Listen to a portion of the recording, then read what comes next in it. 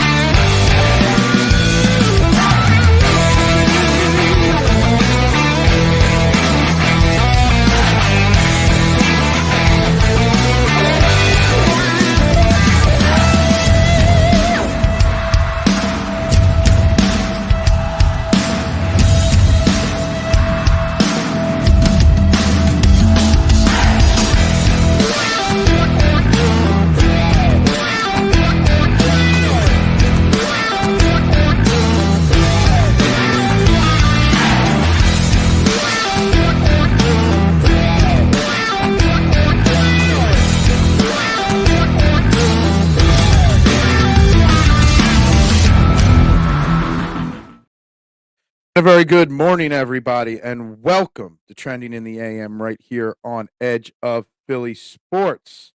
We are live, Facebook, YouTube, Twitter, Twitch. You know the drill. Wherever you are watching and on whatever platform you're watching, please do me that favor, hit that like button, that share, subscribe button, that retweet button.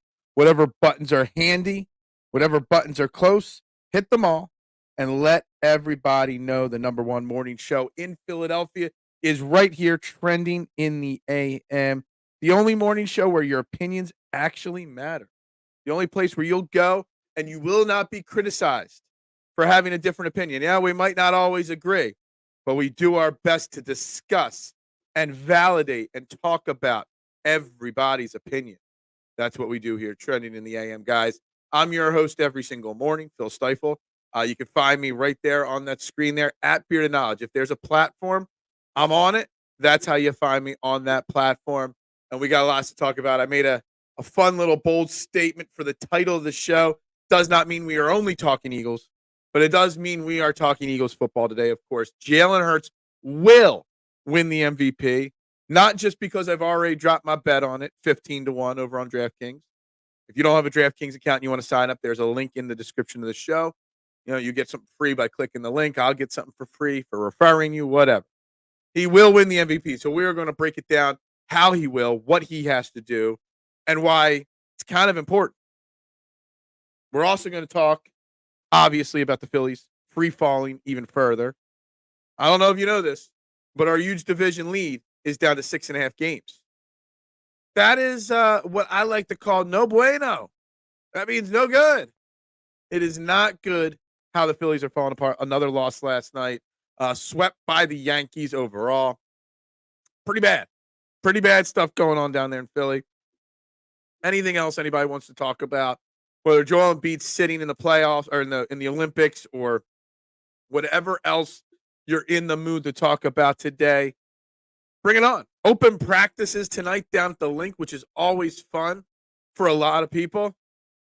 So that's going on tonight. We got football, Texans, Bears. Hall of Fame game, first preseason game of the year going on right now or going on tonight. There's lots happening.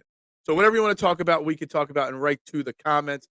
You value a regular season MVP over a Super Bowl championship. No. Didn't say that. Championships are more important than individual honors, Barbara. I just think he will win the MVP. And I think it's interesting because you think about it, there's never been a Philadelphia Eagles MVP. Since the award's been given out in 1957, never. It's mostly quarterbacks. Now, I would much rather a Super Bowl championship. And I did place, and this is going to be saved for another show. Maybe we'll get into it today, depending on how the flow goes of the show today. I did place a bet on the Eagles winning a Super Bowl. Now, I do that for the Eagles every year. Now, some years I drop $5. Some years I drop 10, sometimes more. based off of what's in my bankroll, what's left in my bankroll, and also my confidence level. Now, I didn't drop a big bet on Jalen Hurts winning the MVP because there's so much subjectivity in that. But I did place the bet, and I did place on the Super Bowl, and I want the Super Bowl over it. And another question I put out on Twitter that we can get into today, if anybody wants to, talking about titles over MVPs, as we get set, as the Eagles look like they have moved past last year's collapse. Last year's collapse is still fresh in our fan minds. What's a bigger collapse? The Eagles collapse, or if the Phillies finish the collapse? We always talk about finishing the story. Are the Phillies going to finish their collapse story? What would be a bigger collapse? Hell, the division is on the line now in the NL East. We never thought that was going to happen. What's up? Go Birds, as always. What is Nick Sirianni's role as head coach? Because he isn't involved in the offense, Michael. I mean, this is something that people have been discussing for a while. Nick Sirianni is not the first head coach, and he's not the only head coach in the NFL right now that is in this cheerleader CEO type role. Easy off the top of my head, Dan Campbell, who everybody loves Dan Campbell and the Detroit Lions' potential. Well, Dan Campbell is not involved with the offense or the defense. Mike Tomlin has not been involved with the offense or defense for a very long time in Pittsburgh. Pete Carroll for a very long time out in Seattle when he was their coach. There are a lot of coaches that do the role that Nick Sirianni is now doing. I don't think it's a question or a worry about it. I think the bigger question is, can he handle the lesser involvement? Because he's so used to being involved. But it doesn't matter what his role is. His role is the big picture. His role is to motivate. His role is to make the tough decisions. His role is to delegate and hold his coordinators accountable. This is not anything new, what Nick Sirianni's doing, Michael, in my opinion. It's something that's been going on around the NFL for a long time. Well, hitting last week, Johnny Vegas tripled my bankroll, just so you know. 55-1 on Johnny Vegas last week to win the 3M Open. Look, I'm sitting pretty. About to enter all my best balls this weekend. Well, actually, I might wait another week to do all my best ball lineups. Oh man, I'm rolling in the dough, literally and figuratively right now. Oh, I said Super Bowl championship MVP. Hold on, huh? I misread that. I thought you were talking about a Super Bowl championship over an MVP. Super Bowl MVP or a regular? Well, obviously, I'd prefer a Super Bowl MVP because that means you probably win the Super Bowl. And winning the Super Bowl is the ultimate goal, Barbara. So me personally, as a fan, I would prefer that. I would hope my players feel that way as well because I want my players to want to win that Super Bowl. I guess that's then the way it is. I misunderstood the way you said that. But yeah, obviously we want to win a Super Bowl, which a Super Bowl MVP means you win the Super Bowl. I don't have these numbers up because I got all the other MVP stuff up on my side screen. But I'm assuming 99% of the time, the MVP comes from the winning team. If the Phillies finish the collapse, it's bigger. I mean, is it bigger because it's more recent and fresh in our memory? Or is it bigger because at least that Eagles team? Well, no, the Phillies have been to the World Series not too long ago either. I don't know. I don't know. The Phillies are supposed to be this team that was one of the best, if not the best in baseball, and they're playing anything but it. And it's funny. When going gets good for the Phillies, all you hear is the negative people trying to say, slow your roll. But now that everything's going bad, all the positive people are saying, it's okay. It's like the roles are reversed. Normally, the negativity waits till the negative happens to come out. Now, if you be negative on this Phillies team, you're getting crucified. Well, it's no big deal. It's a big deal. And we're going out west, the Phillies, for 10 games against Seattle, L.A., and Arizona. There's a chance we lose a lot more games in the next 10. This little West Coast trip isn't going to instantly snap them out. Morning, little G. How you doing? Bill Belichick wasn't involved in the Pats offense for years when he was the head coach. I agree. I don't know if Bill Belichick was still involved on the defensive side of the ball. I think, Anthony, I don't think he wasn't the defensive coordinator.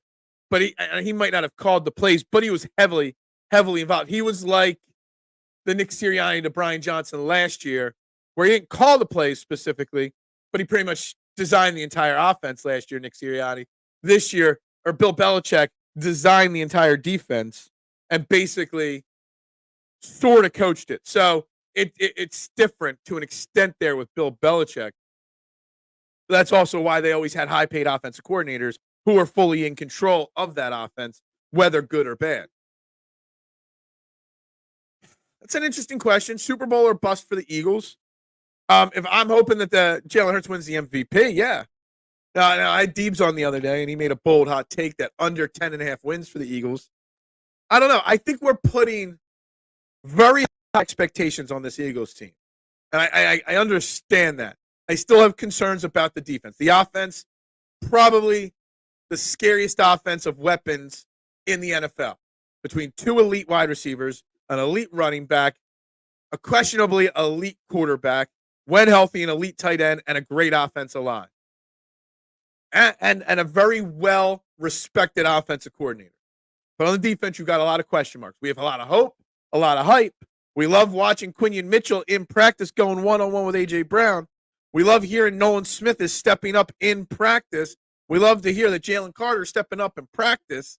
Let's just practice. We need to see it on the field. We'll see. So Super Bowl or bust, that's a tough one. Championship game or bust might be a more realistic expectation. I was slow your roll guy. Yeah, you were.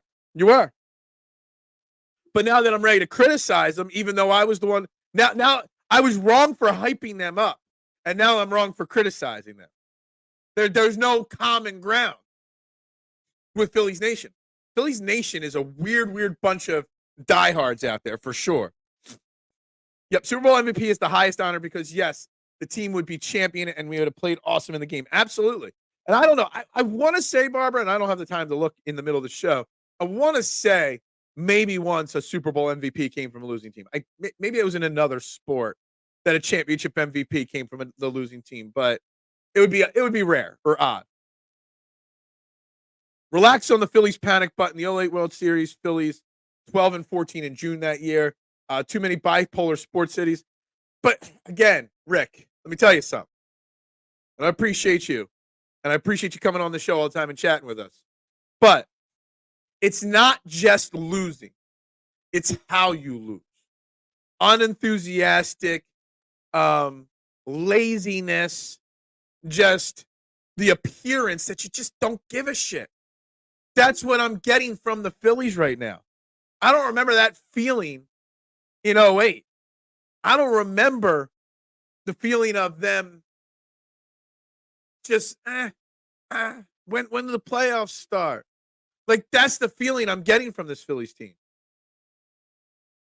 Oh, absolutely, without a doubt. Well, if the Phillies miss the playoffs, he's gone. 1,000%. If my prediction of they lose in the first round of the playoffs, maybe he's gone, maybe in like 60, 70% likelihood. You're talking to a guy that's never been a Rob Thompson fan. I've tempered my Rob Thompson criticism this year. I've promised I'm not going to criticize him as much because, big picture, while he's questionable, he's had success. But if the collapse happens, it's going to be a problem. Absolutely. And I was listening to the radio broadcast the other day, driving home from work, and Kevin Stocker, who was on the play-by-play with Fransky, brought up 1 month of that. I forget what month it was. August, I think it was, or September. And they were really bad. They're really hard to get out of funk. Problem is, with baseball, it's very hard when you go into those slumps to get out of them. You can't just flip a switch like you can in basketball. So they need to fix it now. Problem is, it's not one aspect of the team that's struggling. It's not like the Phillies are scoring runs every game and the pitching sucks. Or it's not like the pitching's keeping a team to 2-0. They're losing 2-0 because the offense isn't hit. The pitching has been atrocious. The hitting has been atrocious. The defense has been atrocious. The management has been atrocious. The general manager has been atrocious. Like, this is a top to bottom failure from this team right now. 3 championship losses in 100 days. That's why we're not overly positive on anything. Absolutely. The Super Bowl, the World Series, and the MLS Cup, right? That's what you're talking about right there. Thoughts on the Eagles? You brought this up on a replay comment. Obviously, next week's the first Eagles preseason game. First preseason game of the year is tonight, Texans-Bears. No starters play in this game ever, the Hall of Fame game. Thoughts on it? I'm old school. I'd like them to get some reps, but I also understand the new school, Josh, new school thinking, protect your players.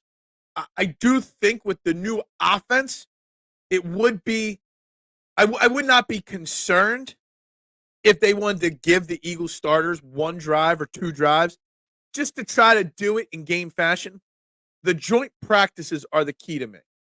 They don't need to play game 1 of preseason. If I get good reports from all the great beat reporters, and there's lots of great reporters that are there on the ground every day giving us fans the information we need. If we hear from the joint practices that the Eagles, quote unquote, win the joint practice, which I think that's week 2 of the preseason this year against the Patriots, I think. If they win the joint practice, then we don't need to see them in the preseason game. You don't want to risk those injuries. You see injuries across NFL camps right now. You want to avoid those as much as you can. But it's also where slow starts come from. So it's a question of, do you want a potentially slow start to the season, but everybody healthy, or, maybe risk an injury, but get everybody on the same page by week 1 for Brazil, Green Bay Packers. It's a tough call. I'm old school. I'd like to see him play, but I'm also understanding of new school that that's the way it is. I'm not getting the don't give a shit vibe from this team. Their frustration shows. Now, I will say this, Rick. This past weekend, I got the I don't give a shit, attitude. The last 2 games, the pressers that I've heard interviews of the players and, EOP, this great channel, was at the Phillies game yesterday in the press conferences. Lots of great videos up on the YouTube page and the Instagram page and Facebook page for you to see of interviews of Bryce Harper, etc. I'm getting more of the frustration vibes now this week than I was last week.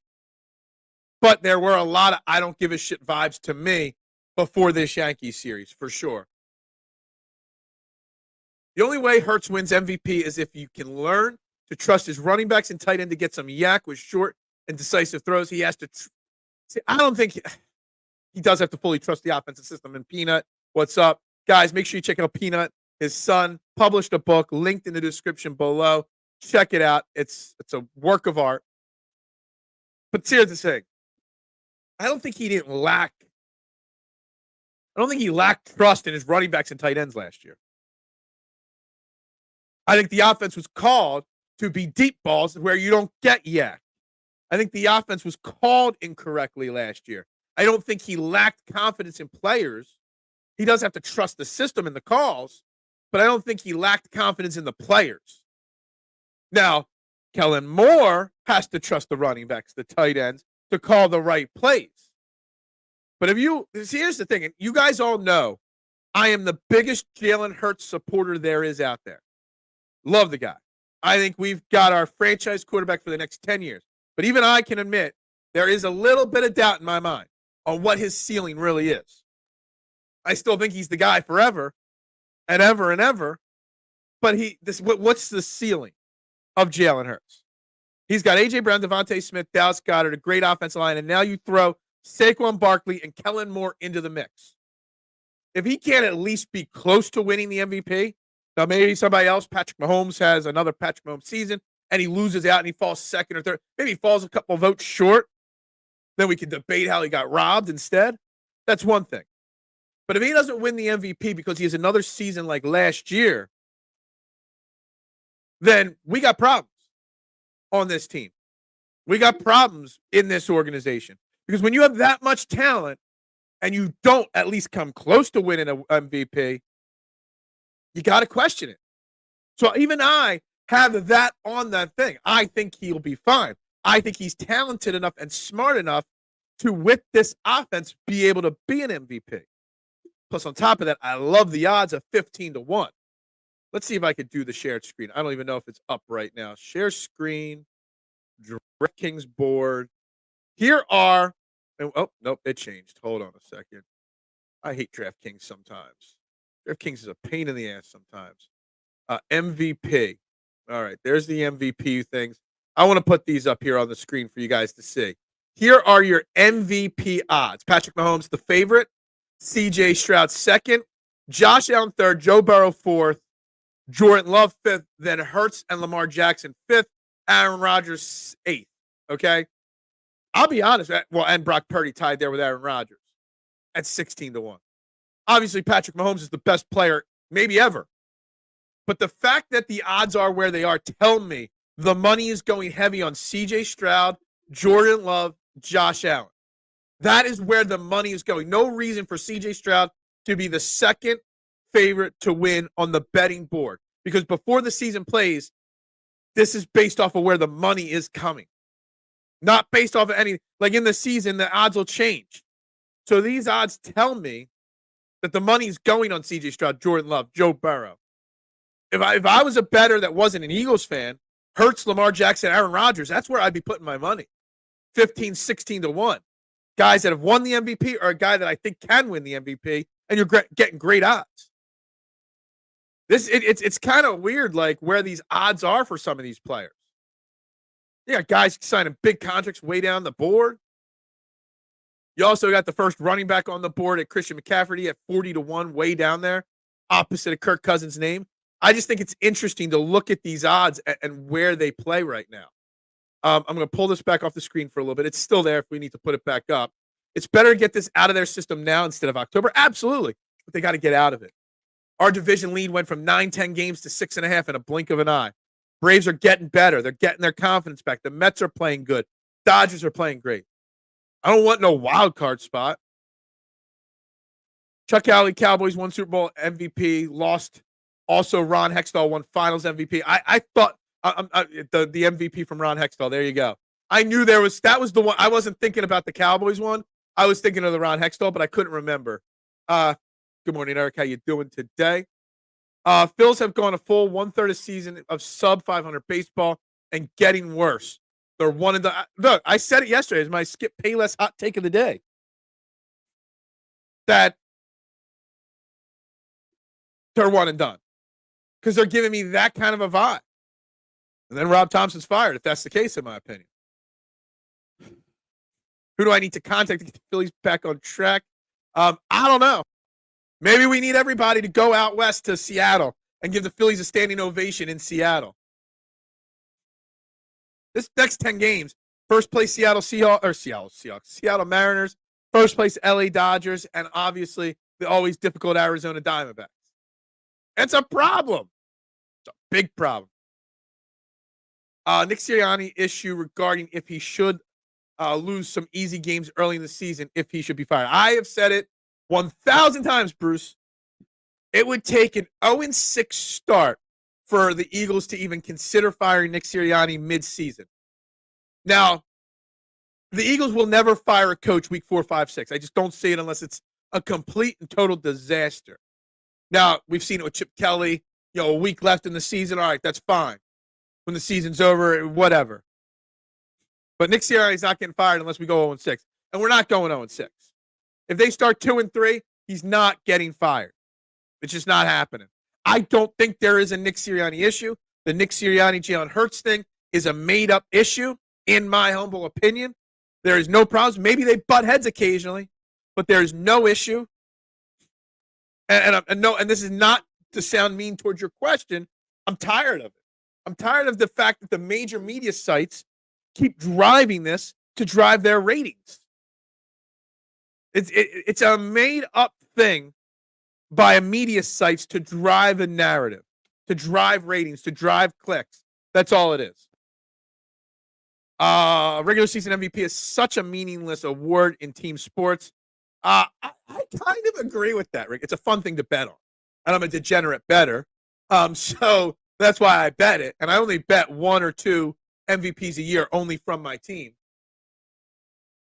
I hit Bryce Harper's MVP a few years ago. But yeah, it is kind of a meaningless award to an extent. He was the MVP. I've brought this up 1,000 times on this show. He was the favorite through 12 weeks. Anything less than the NFC Championship for the Birds is a disappointing season. I tend to agree. Now, I brought this up the other day, just how the seeding in the NFC works out. Say the top three teams in any specific order, we expect to be the Eagles, the 49ers, and the Detroit Lions, Josh. Now, just say the Eagles have to face one of those two teams in the divisional round. Say we face the 49ers. The 49ers beat us in a tight 24-20 game in the divisional round. Then the 49ers go on to play the Lions and beat the Lions to get to the Super Bowl. Maybe it's not a disappointment. Maybe it's let's see why we didn't beat them, figure out some things, whatever.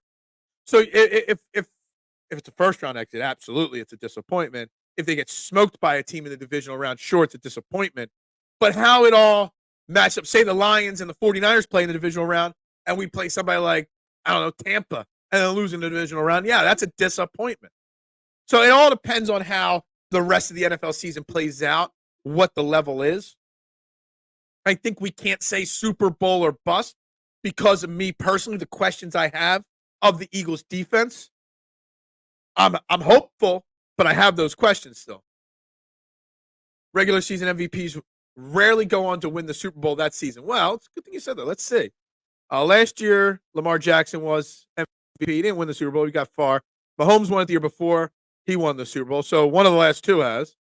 Aaron Rodgers won it the two prior years. Lamar Jackson, Patrick Mahomes, Brady with the Patriots. So some of them played in the Super Bowl.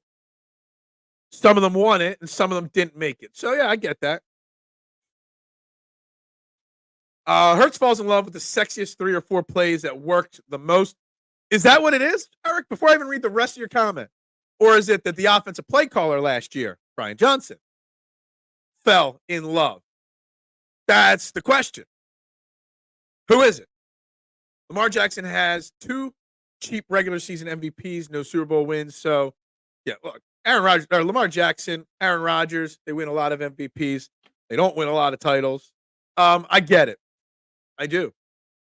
But I would have to look at each individual year and why they lost in the playoffs. Was it a bad game or did they lose to a better team? Like, I got to look at those things.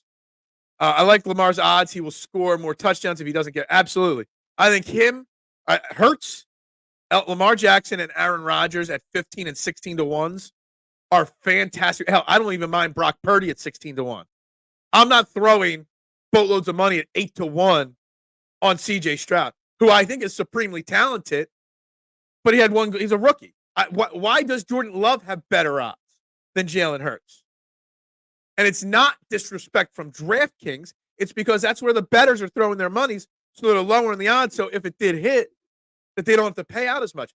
You can see in the odds a story being told about bettors. Patrick Mahomes will always be the favorite going into a season to win MVP. But where does the rest of the odds lie? It's based off of where the money's going. 100% bag driven, yeah, maybe. Has a heart full of regular season MVP, but yeah, absolutely. To be as great as Aaron Rodgers is, and to have one Super Bowl, I mean, that's got to be one of the most disappointing careers there are in a long time. Eagles are sweeping the division. I haven't gotten into a full detailed breakdown of the schedule yet. We do record prediction officially week 1 of the NFL season. But I was thinking about it. I was looking at the schedule the other day, again, for the 100th time, thinking about it. Like, could they go 6-0 in the division? The Giants are trash. I'm watching videos of Daniel Jones overthrow screen passes. The Commanders probably rolling with a rookie quarterback as well. And the Cowboys, it's a disaster in Dallas. They might. A lot of times when teams face adversity like this in season, it strengthens the team, battle test them. Does it always? Or does it fracture a locker room? Because there's the other thing that when the going gets tough, if your leaders don't step up, locker room fracture happens. It's been known to happen a few times. Just saying, Rick.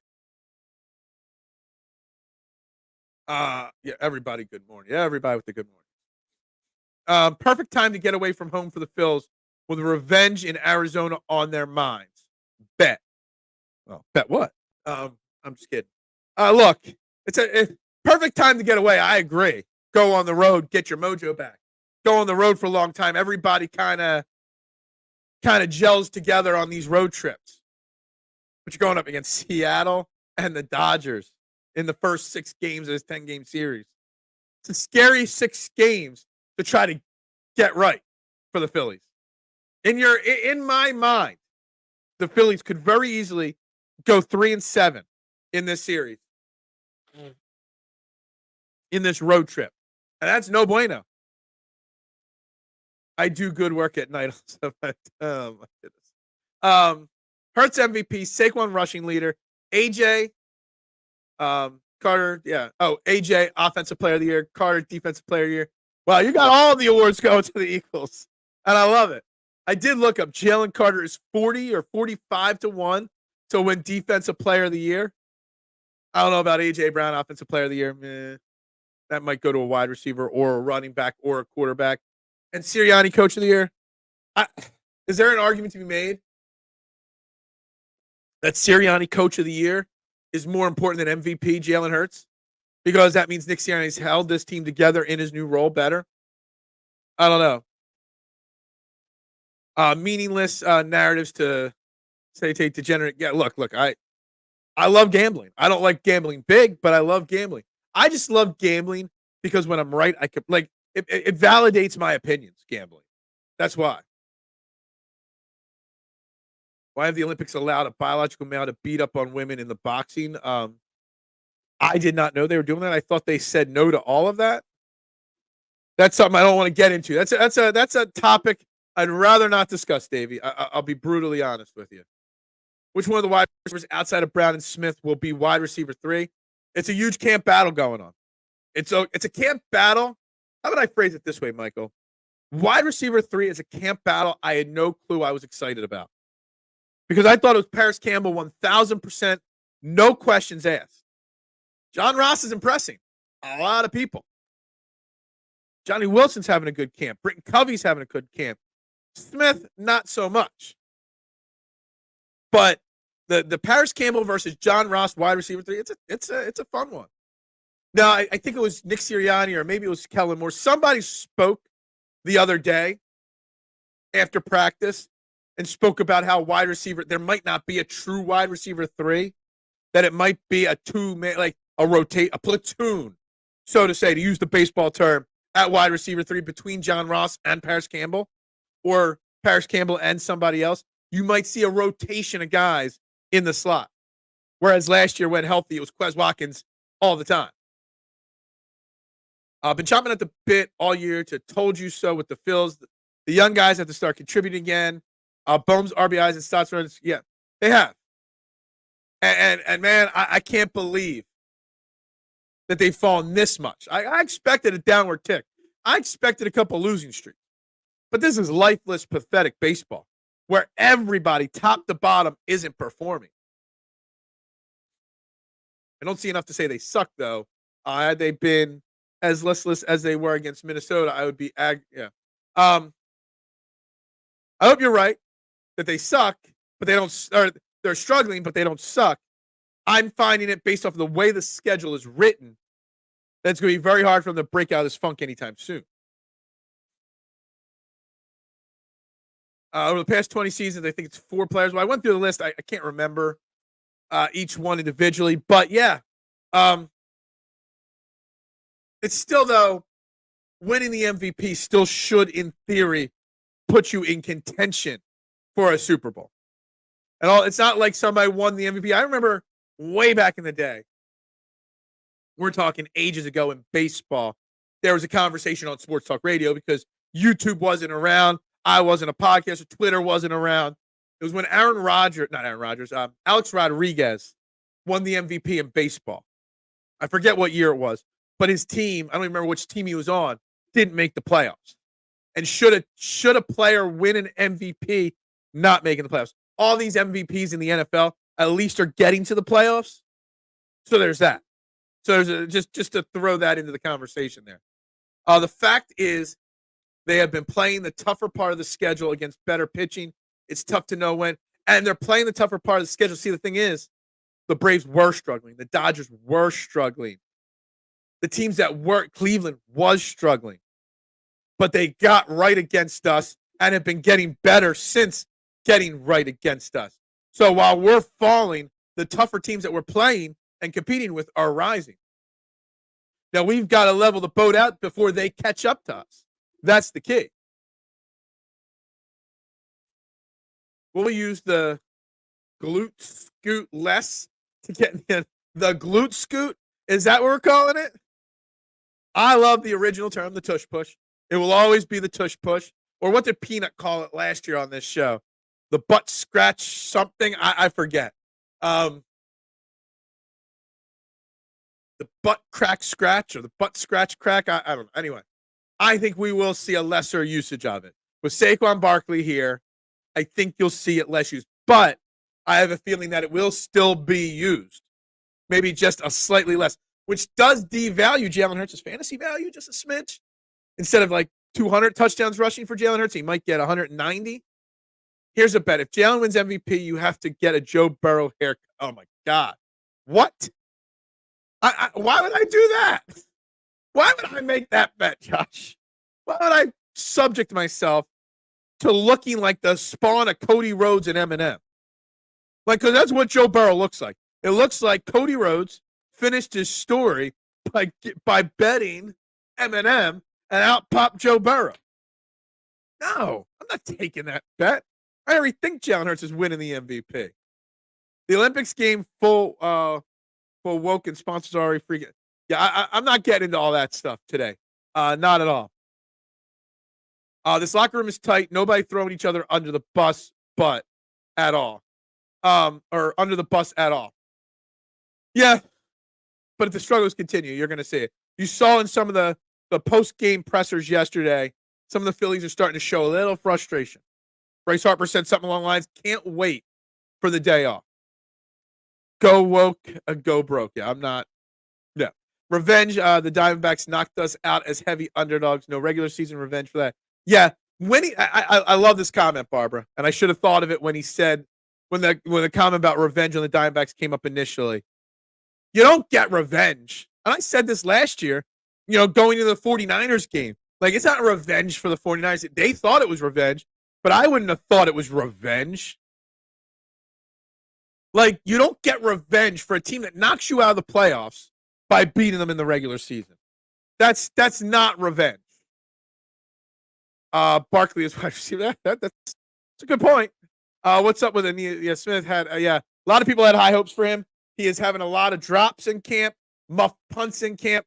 He's just showing that he's a rookie, Davey. He's a rookie.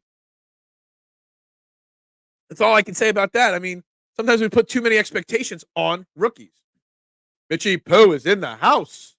The only concern I have with Phillies is if it's just dog days or Harper, JT. That's interesting. Maybe these guys aren't healthy. Harper, JT, Wheeler. Maybe. History usually tells us that the most Super Bowl teams have future Hall of Famers playing on that team. Do you think this team has any future? That's an interesting question. Well, they did last year, and Jason Kelsey. Lane Johnson's a future Hall of Famer. Jordan Mailata, if he stays healthy, could be trajectory towards a Hall of Famer. Saquon Barkley could be a Hall of Famer. A.J. Brown could be a Hall of Famer. Defensively, Fletcher Cox is borderline. Defensively, the only person you can even consider, and he's only going into his second year, is Jalen Carter right now. But I think it's a fair question. I think there's a lot of potential for Hall of Fame on the offensive side, not on the defensive side, because you either got older guys or young guys that haven't proven it yet. I think it's a fair question. Texas Rangers, A-Rod. That was the one I'm thinking of, that he won the MVP on a losing team, but he got the MVP. That's the only time I can think of in recent memory in any sport that the MVP came from a non-playoff team. The problem with using a rotation in the slot is not all wide receivers work well. But what they're doing, Michael, is that a lot of wide receivers, whether you're in the slot or not, we've seen Smitty in the slot. We've seen A.J. Brown in the slot in camp. We've seen Saquon Barkley in the slot in camp. Not everybody can play the slot, but with all the new offensive schemes, the motion, the pre-snap motion, the the pistol, the shotgun, the under center, everything that's going on with Kellen Moore's new offense. The new norm in football, or at least with the Eagles, is positionless. There's not just a cornerback outside. There's a cornerbacks. There's not just it's the whole defensive back group as together. The wide receiver group together, not X, Y, spot, whatever. How many wide receivers does a team normally carry? Well, I see you ask, and I do this every year. I got my numbers here. Dating back to 2018, the initial 53-man roster. Last year, 2023, the Eagles kept 4. They demoted Britton Covey, then they eventually brought him up. 22, 5, 21, 5. In 2020, the Eagles kept 7 wide receivers out of camp. 2019, 5, and 2018, 6. So on average, the Eagles keep 5 wide receivers each year coming out of camp. They did go to 4 once. So you got A.J. Brown, Smitty, Paris Campbell, John Ross, Johnny Wilson, or Britton Covey. That's your 5 right now, in my opinion. I believe in Joe Hendry. I've been watching a lot of old Joe Hendry reels on TikTok and on Facebook of before he became famous. And some of his videos he did on the Indies, fantastic. I like the new quarterback coach, Doug Nussmeier. He's teaching Hurts savvy vet. That's a great comment, mister. We haven't talked about him yet this year. Jalen Carter over under 9.5 sacks. I got to say under, but barely. I'm not going full Matty B, but I only see one good player from this draft. It all felt good when it happened. Marketed well, but so many questions. I don't know about that. I don't know about one good player because I think Cooper DeJean and Quinion Mitchell are both going to be great players. Alex Hunt has potential down the line. Now Smith and Wilson, we'll see. Good morning, South Philly. That's for you, Doc. Showing frustration shows they care. They're still all in on winning a championship. Not saying they're not, but you understand why I feel the way I do, right? Kenny G, yeah, just waiting for that moment, right? I feel more comfortable with our Phillies teams hovering around top 3 all year. They can't front run for shit. That's true. It's a good point there, Eric. At any given break, they come back like they won the championship. Yep, absolutely. Maybe Jim Kelly, future Hall of Famer. There ain't many kickers in the Hall of Fame, Rick, just so you know. A good leader can turn that D-back series into motivation if the times get dark. Yeah, maybe. To me, it doesn't make up for getting knocked out of the playoffs, though. Tanner McKee will be a Hall of Famer. The McKeesters have been very quiet this camp. I've actually heard some positive things about Kenny Pickett in the backup quarterback role from reporters. I haven't heard Tanner McKee's name mentioned once. And I did hear Will Greer's name mentioned once. That Will Greer has not seen a single pass in an open practice yet. Just so you know. Fletcher Cox, I said Bravo. I'm not 100% sure. I think he does, but it's close. Tanner McKee, yeah. The McKeesters. There's a lot of McKeesters out there. 86, Mike Schmidt, non-playoff team. Okay. I was probably 5 when he won that award. I was born in 1980, so late 1980. So, yeah, no wonder I don't remember that. 1986 Phillies, that was when I went to my first Phillies game ever. I do remember that. Jakey, Makey, Hokey, Folky. Yeah, what? Darius Slade probably makes the Hall of Fame. See, the Hall of Fame is another whole conversation for another show. Probably. I'll give you my brief overview. I think it's too easy to get in the Hall of Fame in all sports. I think the Hall of Fame should be for the elite of the elite of the elite with honor, sir. Like, that's what I think.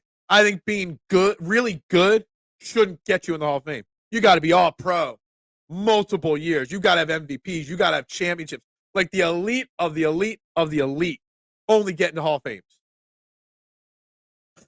But then that would be boring for your plate at the actual Hall of Fame for people to walk through it. What's up, Joe? How you doing? No. Where was Shayak balling out? Which country is he playing for? Phillies given 2013. Yeah, I said this in a Twitter poll yesterday. Yes, I'm talking polls. Ryan Howard 06 non-playoff team. Okay, so it's happened a little bit more often than I thought in baseball. Maybe. Both Clemson kids drafted this season will eventually develop into really good players, Shipley and Trotter Jr. Shipley's going to play this year. He's going to have a role in this offense this year. Trotter Jr., I still think is 2 years away, but Trotter Jr. has shown flashes in camp. We'll see what he looks. I'm excited to see Trotter Jr. in a preseason game for sure. Now that's the thing. The last place team that's always crazy to me. Good morning, Stevie. What is up? Football is back tonight. Who's going to the open practice tonight, and who's staying home to watch Texans, Bears, four stringers play football? What's more exciting? I'm not going to practice tonight. I got to work. Take a shot. Phil said, "Paul, yeah, it's 5 o'clock somewhere." 05 to 07, we had Rookie of the Year, 2 MVPs, 1 playoff berth, 0 playoff wins. That was really brilliant. Thanks for bringing depression back into my life, Nims. You know, when you do that, I might actually need to sue you for bringing depression back into my life. And if I did need to sue you, I'd call the best damn lawyer in the state of Pennsylvania, David R. Cherry, of the Cherry Injury Law Firm. Workers' compensation, motor vehicle accidents, personal injury, criminal law. Call the best. Call the man that's going to fight for you and get you what you deserve. Call David R. Cherry at 610-565-0300. Go to cherryinjurylaw.com. The Cherry Law Firm, again, will fight for you, get you what you deserve. That number again, 610-565-0300. Go to cherryinjurylaw.com. Just make sure you tell my buddy Davey there. You heard about him right here on EOP, right here on Trending in the AM. I haven't done a cherry bomb first before the ad reads in a while. How much of the Bears vs. Texans game do you watch tonight? I'll probably watch the kickoff in the first series and go back to catching up on. Yeah, I mean, the Olympics are on first off, Thebes, and I'm a huge Olympics guy. I will watch the first series, whoever gets the ball first, and then probably flip it right off. Just I want to watch football on my screen again, but then I'll realize that most of the guys aren't even going to make practice squads that are playing after the first series. So it's not exciting football, but I will put it on just to hear football, pads hitting and stuff like that. The Bears. About time for an ad read. Well, we are 47 minutes into the show. Jeez. Sometimes these shows just go by so fast. Neither. Got 4 streams today. 4 streams? What, you trying to be like overworked like me? Did Bryce? No. Nope. 16 under though, Brian. 16 under. We're gonna try to break 50. Okay, October 7th. Does mental health injury count? I don't know. We need to inquire and expand with the new advertisement. Yeah, maybe. Oh my goodness gracious. Yeah, I'm. He does have it. I mean, he's a lawyer. Brian's a lawyer. You can spin anything any way you want. Well, he used to be a lawyer. You can spin it any way you like. That's what lawyers do. They spin the narrative. You have to watch the preseason game. We need to find out how the new special teams. I like that. There is something missed to pay attention to tonight. The new special teams rules. The other thing you'll watch tonight. When's the first hip drop tackle flag called, and what does it look like on replay? Whether it was a valid call. There's something to watch for in preseason games. Anybody going to the open practice down at the link tonight? Eagles have the open practice to the fans. The link will be jam-packed. I know the tailgaters will be out in full force. I'm sure there'll be some EOP people there. I won't be there. I know tomorrow's guest, Anthony DeBona from PFN 365, who will be joining us on this show tomorrow morning. He's going to the open practice tonight. So he'll give us a first-hand account of the open practice. Good thought there, Sandman. Yeah, I do like the idea of watching the game for the new rules for tonight. I do. I think it's very interesting. What do we like? The open practice at the link. Do we like? Didn't somebody injured a couple years ago at the link during opening practice? Maybe it was last year with Stuart Bradley. They're not really truly practicing at the open practice. They do some practicing for the fans, but it's more of an event for the fans to kind of kickstart the season versus an actual practice. It's almost more of a walkthrough than a practice. I think it's fun, but I think that the Eagles could skip the open practice and maybe bring more fans in daily to the regular practices. Not all Lehigh Valley style, but something. I don't know. That's the part of the Birds I think will be solid. Special teams, it may ekes out a win or two for them. I'm still curious to see who's going to be the punt returner and kick returner this year. There's a lot of options for it. And that's why it's not Britton Covey a lock to make this roster, because he was on this roster last year because of his punt returning ability. He couldn't see the field as a wide receiver. And there's a lot of guys that can do it. So I will be curious to see how the new rules play out on special teams, but also who is the one taking advantage of that new opportunity. Somebody got hurt, I thought, in one of the open practices. I just don't remember who. So was Kevin Cobb. Yeah, Kevin Cobb is still concussed. Those open practices aren't their real practice. It's just for show. I don't know if it's to feed Lori's ego. They do raise a hell of a lot of money for the Eagles Autism Fund and other Eagles charities. It gives the fans a chance to rub elbows with the players because they let people go down the field, sign autographs, take pictures, and whatnot. It's an event. It's not a practice. I don't know if it's about Lori's ego. I really am a big Jeffrey Lurie fan. The businessman, the owner, the community activist. You could question his meddling in the team management at times, but the owner of the business, he's a pretty damn good businessman. As a business owner, the fact that he's been able to make the money and do the good he has done. I mean, think of it this way. Think of Jeffrey Lurie, the man here, okay, for a second, and why he's such a great person. I mean, the guy literally got divorced because he had a side chick, and he's now married that side chick. But it wasn't even like if Jerry Jones was going through a crazy sick divorce, it would be all over the place, controversy, whatever. Jeffrey Lurie, it just happened. It got taken care of, business done. We all handled it professionally like adults, moved on. Jeffrey Lurie is a smart man, and he knows what he's doing. Stupid. Who am I thinking of then? I'm thinking of somebody in one of the last 2 years that got hurt at a practice. I just can't remember who. Agree, Nooms. What was Nooms' last comment? That's the part of the Birds. Yeah, the special team stuff. It's very interesting, and I'm very curious about it. Thanks, Barb. Can I call you Barb? I've already gotten permission to call her Barb for short, so I'll give you permission, Mister, to call her Barb for short. Saying Barbara is just such a long word. It's Barbara. It's like 2.5 syllables. Like Barb. It's just Barb. It's like Bob. I wish everybody was just Bob. Hey, Bob. Easy. Well, that is obvious, and I've discussed this many times. And there's a lot of Eagles fans, K1, that actually don't know this and don't realize that he only doesn't own the Patriots because he was outbid by Robert Kraft. A lot of people don't realize this, and I've tried to make sure more people do know this over time. I've been making sure whenever I have to drop that nugget of information, I do, because I think it's something that people don't realize. But it doesn't mean that he's not a good business owner. It doesn't mean that he's not a good football owner. It doesn't mean that he doesn't do great work for charities in the community and whatnot. Like, in my opinion, he's the best owner in football.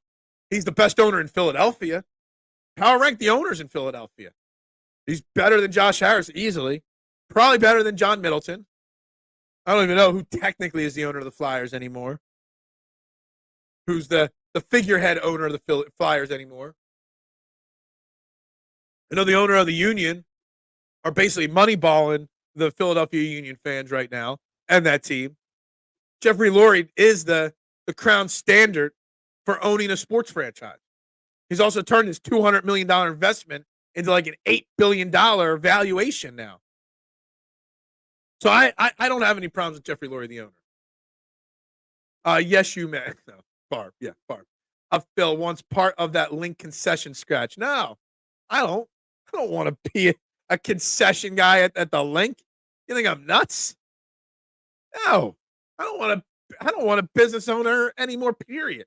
The only business I want to run is trending in the AM. That's it. That's it. Oh, guys. Dave Dombrowski or Daryl Morey.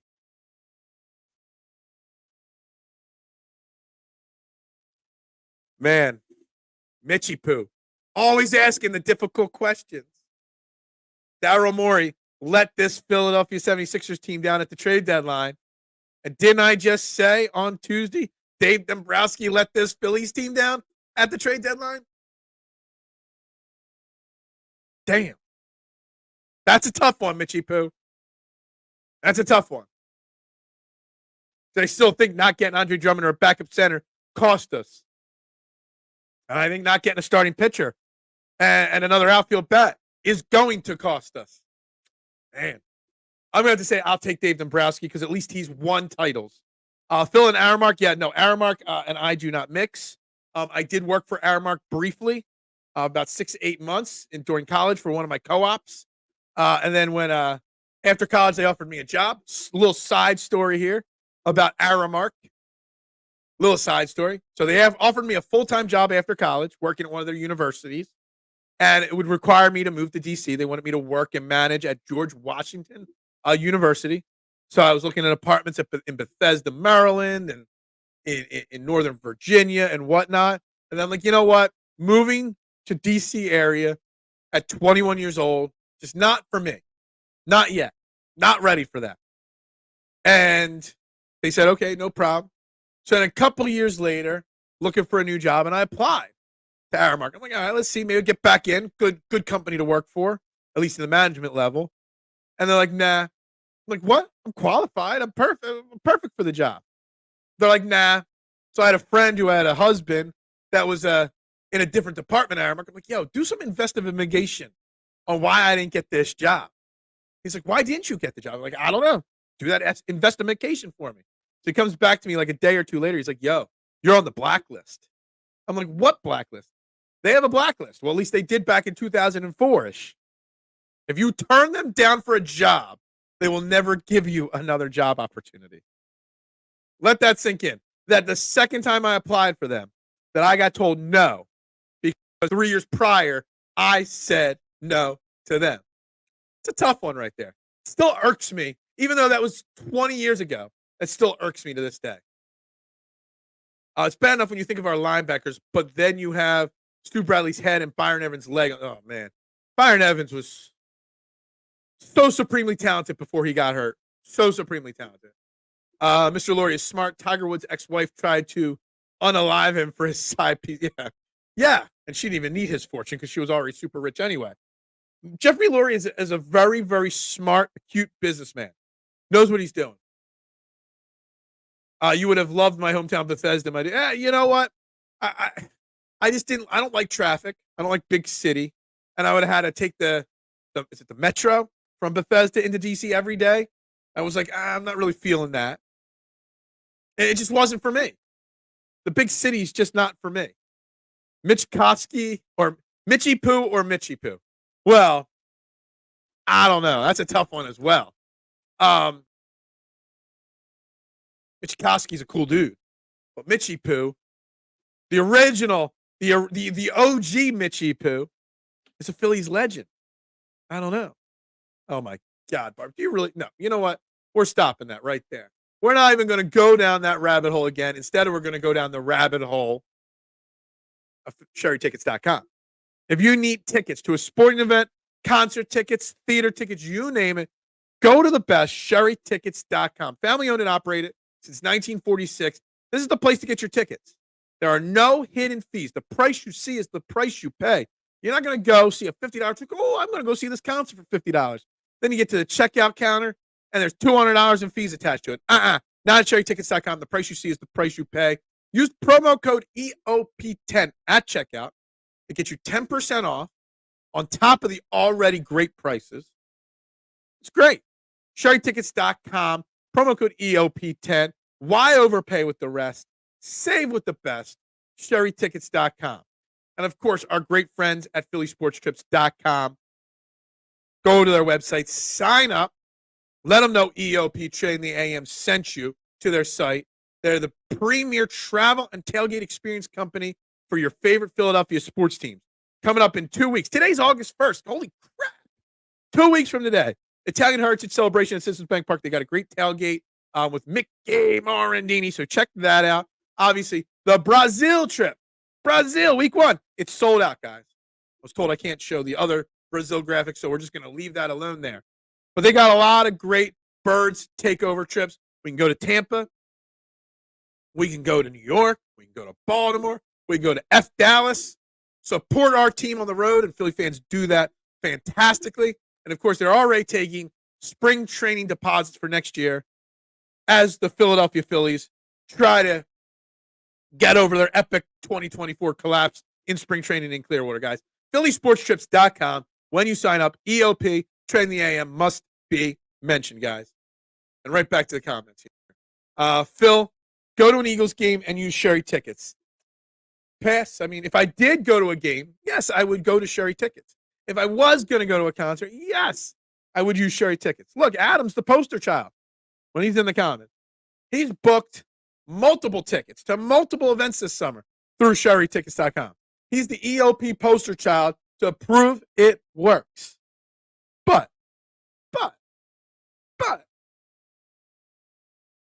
I'm not going. I got too much else going on right now to book tickets to sporting events or whatnot.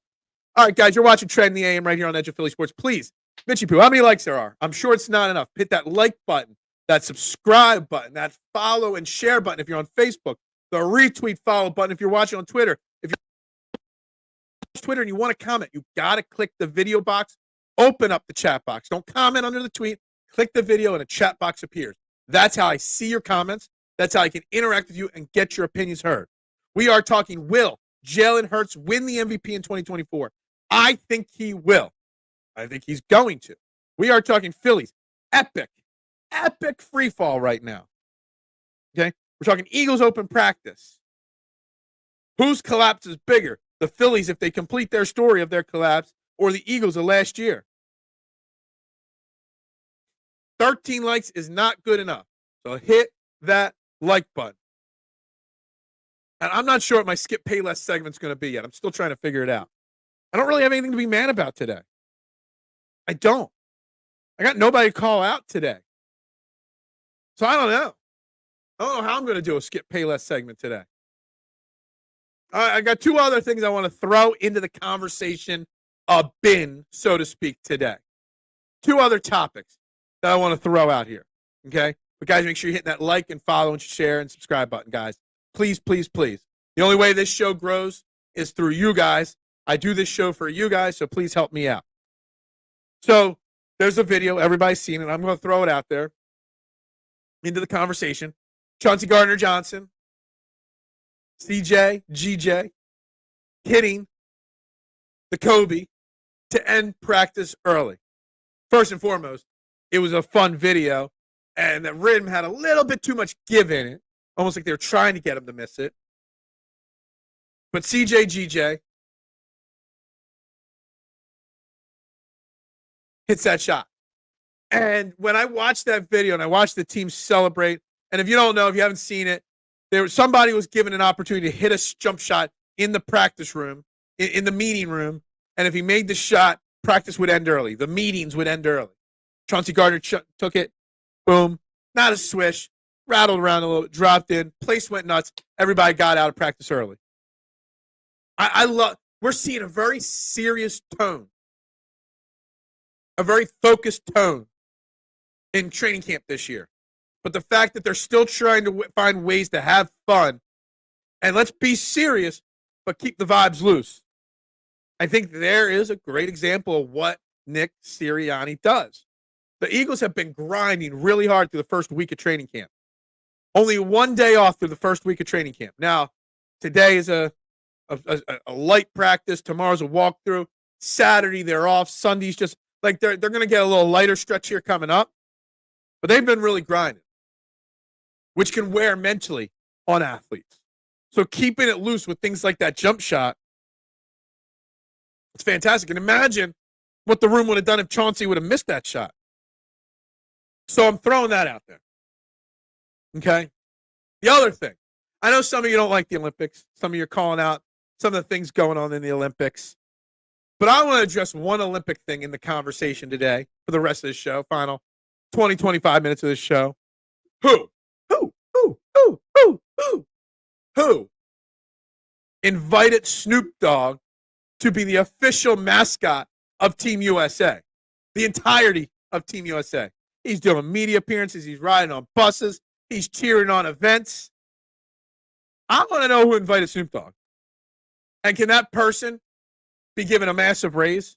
Because whoever's decision it was to have Snoop Dogg all over TV for the Olympics was the greatest idea ever. I love Snoop Dogg. Hey, I'm a huge fan of his work, but he's also a pretty awesome individual, too. He does a lot of really great stuff. This Snoop Dogg Olympics, every night when I turn it on, he's somewhere on my TV. I love it. It's fantastic. Tell me if Snoop Dogg didn't run for president, you would not vote for him. I would. Not just because he would legalize weed everywhere, but because we would just have one high party for 4 years straight. That's not why. I think Snoop Dogg would get shit done. He'd bring people together. It's hilarious, and I love it. Call out Robbie Thompson for not being able to get his team motivated. I don't know. I promised I wasn't going to criticize Robbie this year. Jalen Hurts was probably upset that Chauncey hit that shot. He lives at the practice facility, yeah. The locker room's already fractured, mister. I can already see it. WIP is watching this show right now, and they're creating a poll to post on their social medias. Is there a problem between Jalen Hurts and Chauncey Gardner-Johnson for making practice end early? I can already see it, mister. The headlines write themselves. Jeff McClain's going to have an article out later today about this. The whole entire afternoon show. Ike and Company. It's going to be all about this. Jalen Hurts and Chauncey Gardner-Johnson do not like each other because Chauncey Gardner-Johnson made the shot. See, I can create controversy.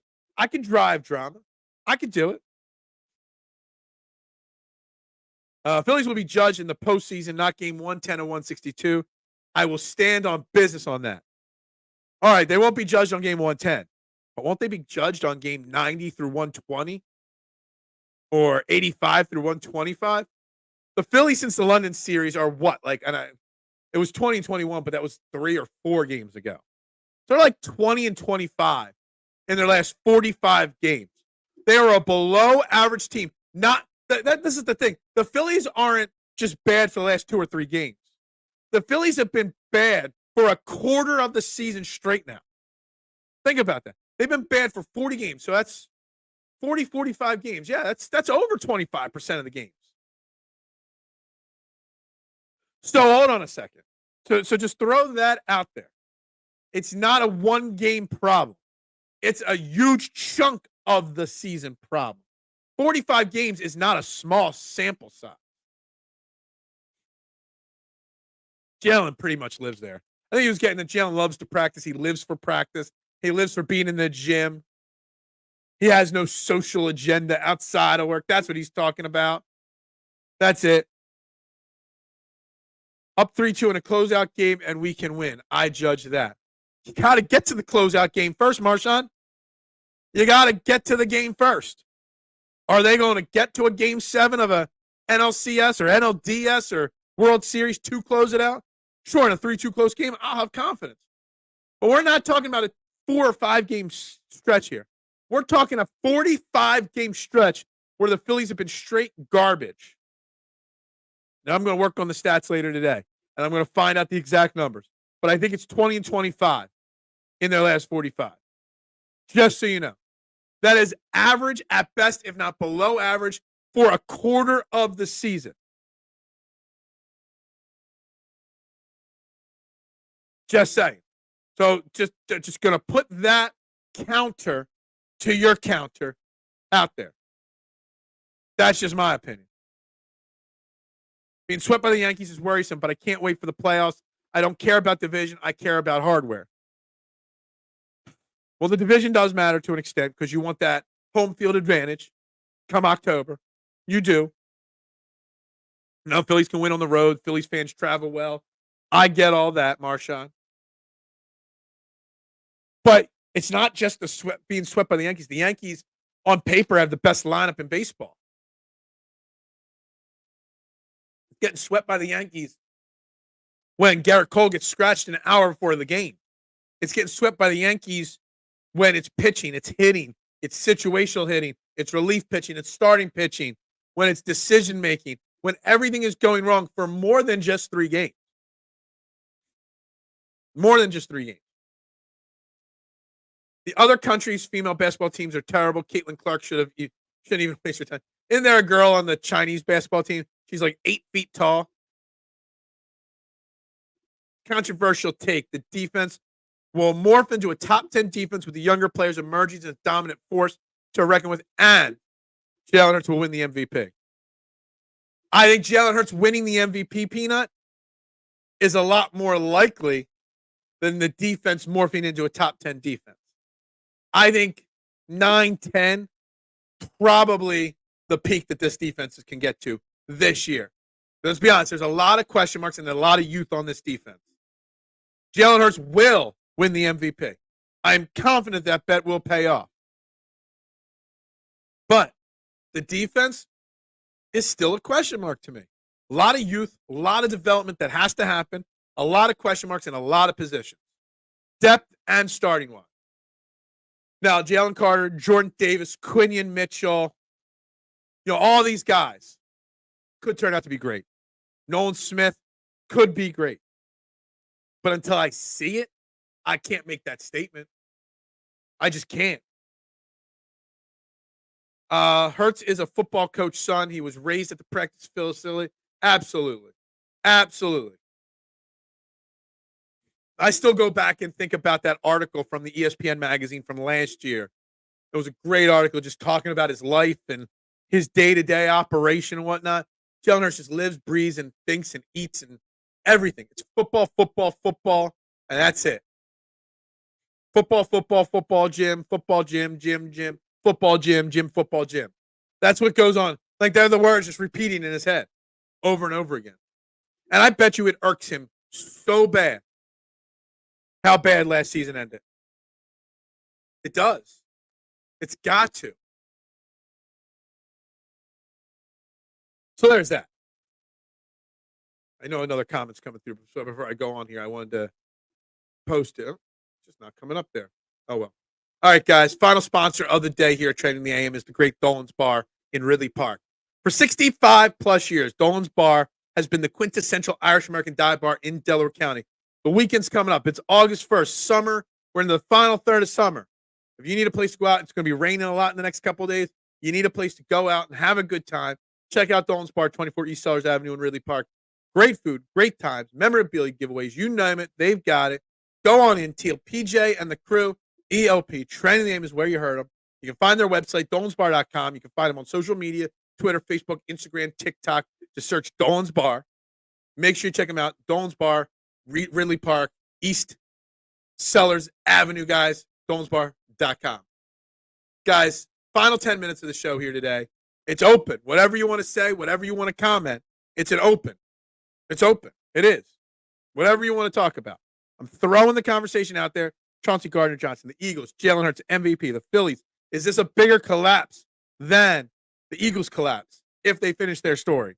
Texans-Bears tonight. Who's watching and why? I think the bigger question isn't who's watching tonight's game. Who is psychotic enough to bet tonight's game? The Texans are a 1-point favorite tonight. Who's betting the Texans-Bears game tonight? That's the big question. Who's going to the open practice tonight? I haven't seen anybody in the comments say they're going to the open practice. But all on the agenda. Marshall. Not saying the fan base shouldn't worry. I get that. You're speaking your thoughts and opinions. But my question is, why aren't you worried? Because, again, this is not a 3-game sweep to the Yankees that we're worried about. We're worried about that this team is multiple games under 500 for over the last quarter of the season. 45 games is not a small sample size. 45 games is more than a quarter. That is the worry. If the only problems were we came out of London and we were winning games, and I think we're like 4-9 or 3-9 over the last 12, 13 games. That's a smaller sample size. Okay, don't panic. But that's not the case. We're talking 40 and 45 or 20 and 25 over a 45-game stretch. That is something to worry about. That is why I'm worried. that this has been this has been a slow, steady decline. And then the Yankees series, it just fell off. It's not like it was going great, great, great. And then the Yankees series happened. It's been going down, down, down, down, down, down, down for a stretch now. And that is why there is a concern. Like your stance on Jalen, we have seen Bryce Wheeler and to an extent Robbie. I absolutely agree. That's why I'm still not criticizing Robbie Thompson completely.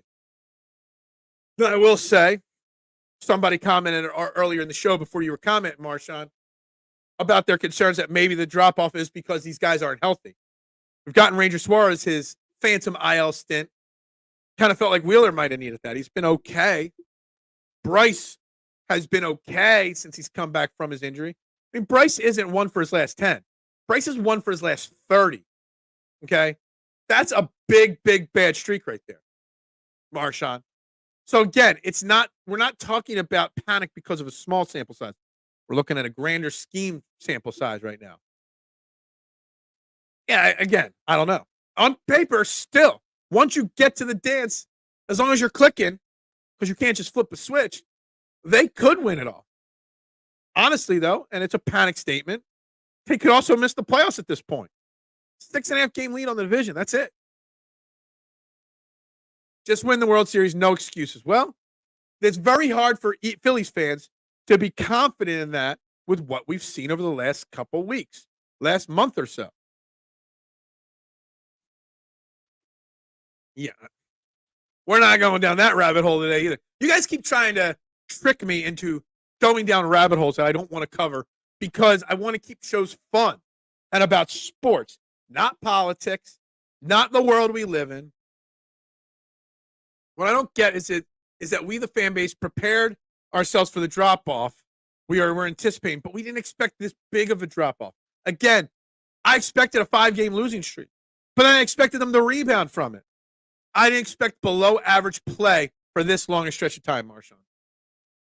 Why do OCs have to leave a team if Eagles' offense is legit? Could lose. Yeah, I've brought this up before, Josh. That Kellen Moore is most likely going to be the OC for 1 year, and that's it. Because either A, we fail, Nick Sirianni gets fired, and he takes over as head coach, or B, we succeed, and someone makes them their him their head coach next year. Now, I did see, I forget who it was, one of the guests I've had recently said maybe the Eagles make Kellen Moore like the assistant head coach and just pay him head coaching money to stay. Maybe they do that. But I doubt it. Kellen Moore will be a head coach in 2025, whether in Philadelphia or somewhere else. And it's a shame because it is an offense. To answer your question, why? Because it's an offensive-based league, and 9 times out of 10, an owner, when they are trying to hire their next head coach, will look for the offensive coordinators to lead their team because they want the best offense possible because more offense equals more money in their pockets. Smash mouth defense does not win you dollar bills. Might win you titles, but don't win you dollar bills. That's just the way it is in football. Muchas gracias, Marshawn. Yes, I'm sure there's not enough likes. I'm sure there's not enough shares. I'm sure there's not enough viewers. You want more of me? You got to hit that like button and share button, guys. You got to promote this shit. This is why I am so concerned.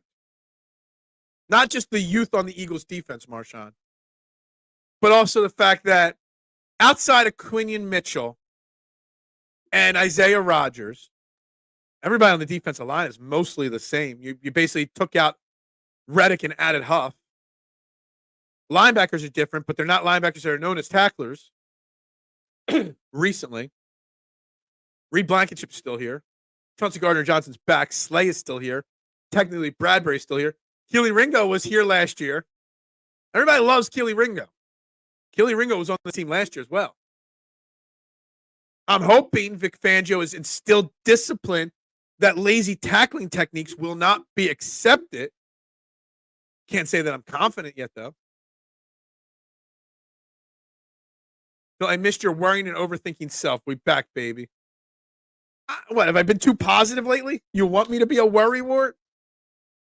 I don't know. I don't know. I don't know if I could be a worrywart. Not regularly. It's not healthy. It's not healthy to worry. It's not healthy to worry. It's just not. I'm paging through my Twitter right now. I'm trying to find something that I could do or say that could be my hot take of the day.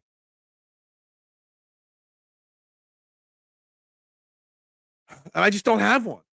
I don't. I don't have a hot take of the day. I don't have a Skip Payless hot take of the day. I don't. I'm going through everything. I got this Mike Trout poll. Yeah, maybe we'll make the Mike Trout poll my hot take of the day. Let's share this up on the screen for a second here. All right. So Mike Trout had another setback, injured. He's probably not playing the rest of the season. So I'm just going to throw it out there. I put out a poll on Twitter the other day. Yes, a poll, Mitchie Poo. If he never played again, is Mike Trout a first ballot Hall of Famer? Yes, no, yes, but the injuries. And there are 36% of the people that voted no, Mike Trout is not a Hall of Famer. Okay? Let me put this up on the screen here. Let's put the graphic around here. Are you nuts? I know he's been hurt, but Mike Trout, so the 35% of the people have said, no, Mike Trout is not a Hall of Famer. Are you freaking crazy? Yeah, he might not be the unanimous first ballot Hall of Famer that I thought he is, but he's getting in on the first ballot if he was put on the ballot right now. So there's my Skip Payless hot take of the day, calling out the nitwit saying Mike Trout is not a Hall of Famer. There we go. That was the best I got for today. That was it. That's all I got on the hot take subject. Off topic, but there is part of me that wants Bradbury to turn it around.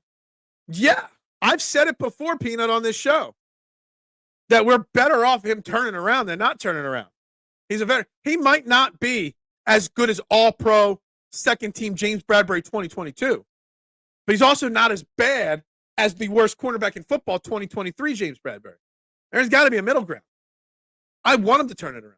I doubt it, but I want him to. You are a slacker, Marshawn. Slacker. Just like your father was a slacker and your kid will be a slacker. Do you want to be your kid to be a slacker too? Don't be a slacker. What's up, Nick? How you doing? I'm always feeling good. Well, not exactly feeling good right now. I will say this. I fell on my ass last night at work, and I think I broke my tailbone. At the very least, a deep, deep bruise on my tailbone. It is hurting. It is taking every ounce of my mental fortitude to do this show and sit in this chair right now going on an hour and 23 minutes. It is taking every ounce of mental fortitude to block the pain out. I'm fighting through the injury. You're not seeing me on the injured list because I fell. You're not. I'm still here. So I'm feeling good, but I'm not doing good right now. I got the hardest floor at my pizza shop, and I've fallen twice in 16 plus years. Yesterday was the first one was the first week we opened, and yesterday was the second one. And let me tell you something. I warn every employee, don't fall on the floor. I missed a step, fell right down on my ass. God damn, I'm pissed. Oh, the Fanatic game? Yeah, I love this. Normally this kind of stuff with 4 dogs would not last in my house because my dogs always find everything and tear them up or used to. But I've made sure to protect this for years. I love this thing.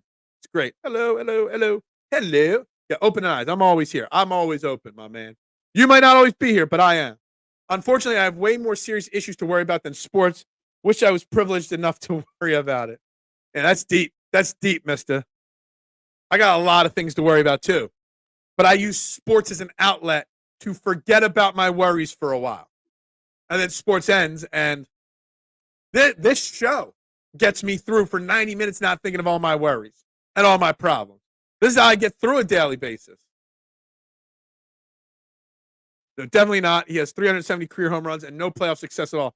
No way, Anthony. No. Mike Trout is a Hall of Famer. When Mike Trout was healthy, Mike Trout performed at a level that very few people ever could perform at. Mike Trout, without the injuries, would have been probably the greatest baseball player of all time.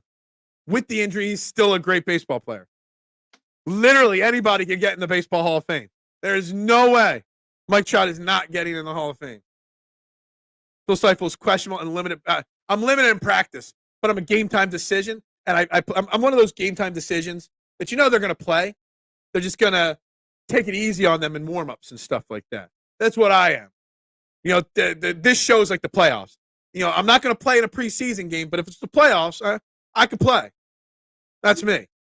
Dude, let me tell you something. If you're ever deeply bruised or broken or chipped your tailbone or whatever you do to it, it sucks because there's nothing a doctor can do about it. You basically just got to suck it up until it heals.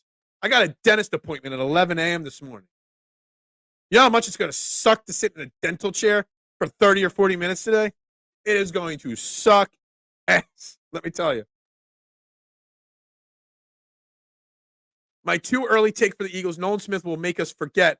I kind of hinted at this a touch yesterday, and I know this is going to be a topic I bring up a lot too, Marshawn, over the next couple of weeks as we get set for the season to start. Everybody, including me, kept asking, can Bryce Huff replace Hassan Reddick? But what if we had the wrong name? What if it's actually Nolan Smith that's replacing Hassan Reddick? And it's like almost every time I write notes, I got notes here. You know me. After every Eagles practice, I've been writing notes down about who has done well, who hasn't done well. Almost every day, Nolan Smith gets written down in my notebook at least once or twice. Yeah. Yeah. Dude, there's going to be a lot of people losing their jobs in New York after this season. Just so you know. Who's the best current walk-up song? JT with Money and Fame. I don't know. I'm always partial to culture personality because of CM Punk. So I guess that. Yeah, Anthony. Nope. Disagree. Nolan's speed will set the edge on run defense. Yes. Bring this up tomorrow. Anthony DeBona tomorrow, 8 a.m. We're going to start about 5 minutes early tomorrow, guys, because my guest is coming on at 8 a.m. sharp. So I want to get the intro and the opening monologue out of the way. So we're going to start a few minutes early. Anthony will jump in right at 8 a.m. for about 20, 25 minutes, give us his take on the Eagles and the open practice tonight. And then we'll continue on with Phillies and whatnot and the Eagles and whatnot. But Nolan Smith is a name, Marshawn. What's his ceiling in year two? I'm starting to feel some extreme positivity towards Nolan Smith right now. Why did I fall down? I was in the freezer, pulling some stuff out, stepped backwards, slipped on the step, because there's a step about 3-4 inches off the ground, slipped, fell backwards, landed on my ass, and obviously it hurt, but I must have let out a loud enough scream. Even my wife dropped what she was doing up front in the shop and ran in the back to check on me. Do I have your word to Saquon when he asked to come back? Yeah, that was the fact that Saquon didn't even know he was being recorded should be liable to call the great David Archeri, the Cherry Law Firm, right? Shouldn't Saquon be calling David Archeri because of the fact that he was recorded without his own knowledge? Drives me nuts. How long has your family been in Pennsylvania? Are you second or third generation? So I don't know a lot about my family history, but what I do know, my grandma was born. My grandma's mom was pregnant with my grandma when they came over in the early 1900s. So that would be my grandma was born here. So that's what, third generation in this area, the Philadelphia area. They grew up in Philly and then to Upper Darby later in life. My dad, we don't know much about my dad's family history. We used to joke that my dad was over here before the Pilgrims. And I don't know if that's because they knew or whatnot. I don't know. But we don't know much about my dad's side of the family. Nolan 8+ sacks and will lead the team in pressures are my expectations. Yeah, I think 8 to 9 sacks for Nolan Smith is a fair expectation. And that might lead the team in sacks, honestly. Guys, with that being said, I got to wrap up the show for the day. I do, unfortunately. Now it's time to say goodbye to all our friends and family. Training AM, right here on Edge of Philly Sports. Hit that like, share, subscribe, retweet. Josh will validate. If you comment on a replay, I respond to your replay comments too. To the replay gang out there. A lot of people watching replays lately. Guys, with that being said, I got to wrap it up. Ring that bell. Go Birds. And bubbles up to all of you.